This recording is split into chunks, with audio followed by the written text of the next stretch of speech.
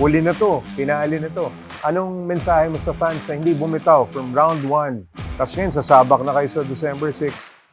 Siyempre, yun, unang-una nagpapasalamat po ako sa mga taong sumusuporta sa akin at sa team namin simula day 1.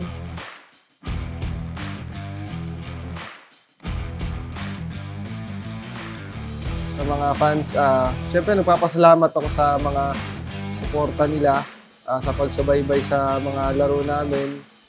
And ayun, sila rin yung nagbibigay ng lakas sa amin at tiwala para mas galingan namin.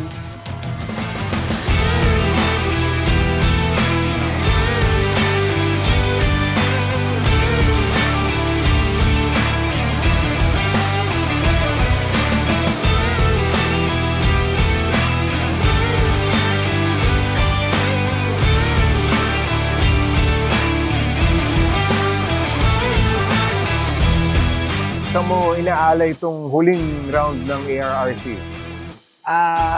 Siguro, siyempre sa fans, para lagi sa fans at sa mga taong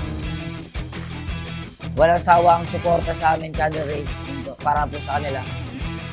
And sa huling laro, suportahan pa rin nila kami and manood sila sa laban namin.